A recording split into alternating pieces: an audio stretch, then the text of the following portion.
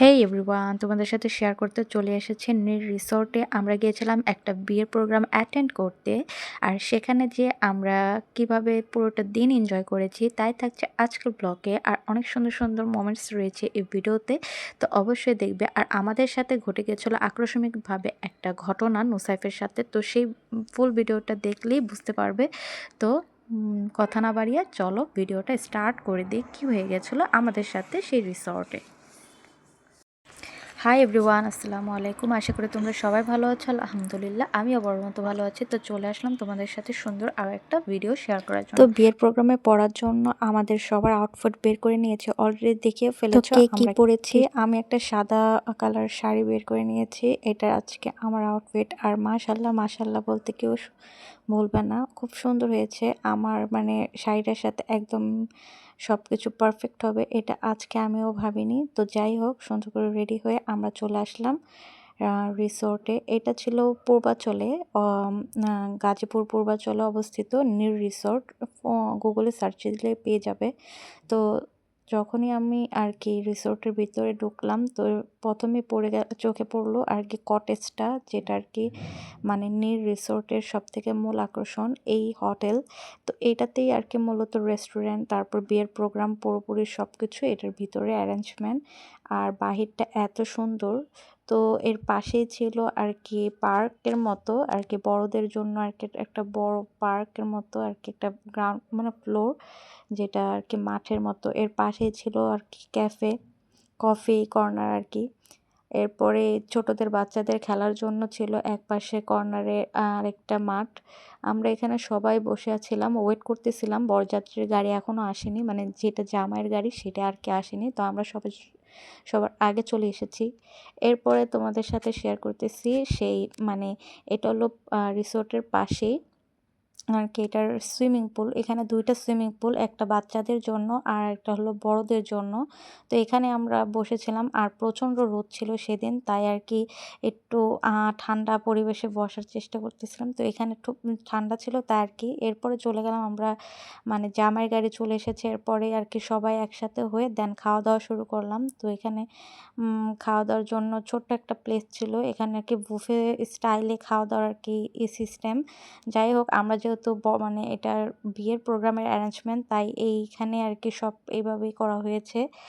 আর এই মানে এই পুরো রিসোর্টটা আর কি জাস্ট 2 থেকে 3 দিনের জন্য মেয়েদের পক্ষ থেকে মানে ভাড়া করা হয়েছিল। কারণ মেয়েদের গ্রামের বাড়ি হলো শরীয়তপুরে, তা ওনারা আর কি ঢাকার সব আত্মীয় স্বজন থাকে, এই জন্য এখানে ভাড়া রেখে দেন সবাইকে একসাথে রেখে এই রিসোর্টে সব প্রোগ্রাম করা হয়েছিল, গায়ের হলুদের প্রোগ্রাম, বিয়ের প্রোগ্রাম আর কি।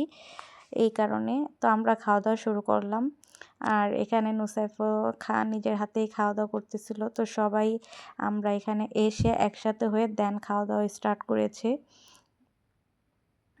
আর খাবারগুলো বলতে গেলে আমাদের কাছে তেমন ভালো লাগেনি। আসলে রিসোর্টের খাবারগুলো তো একটু ভিন্ন রকম, ওখানকার বাবুর্চি অন্যরকম থাকে তাই। তো এই যে আমাদের বরযাত্রীর গাড়ি এখানে রাখা হয়েছে, মানে একদম রিসোর্টের শেষ মাথাটা ছিল একটা বড় নদী, বিশাল সামনের দিকে। আর পুরোটা জায়গা অনেক বড় ছিল। তো ওইখানে আর কি বিয়ের অ্যারেঞ্জমেন্ট করা হয়েছে খালি মাঠটাতে, মানে জায়গাটা ছিল বেশ বিশাল।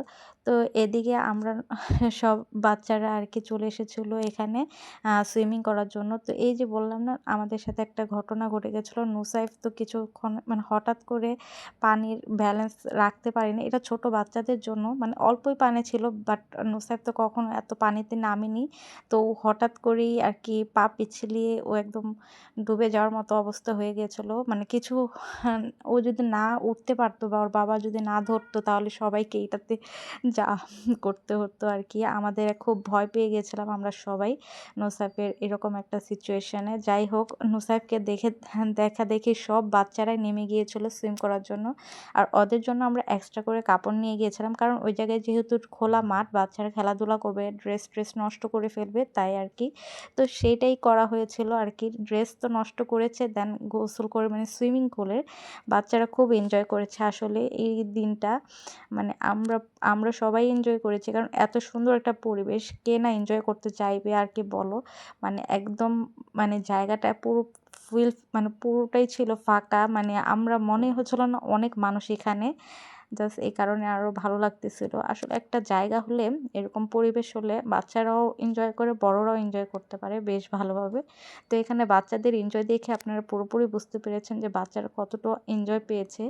আসলে বাচ্চাদের জন্য আমাদের কোনো টেনশনই করতে হয়নি, কারণ এখানে গিয়ে বাচ্চারা নিজেদের মতোই আর কি খেলাধুলা করতেছিল, এনজয় করতেছিল, তাই আর কি।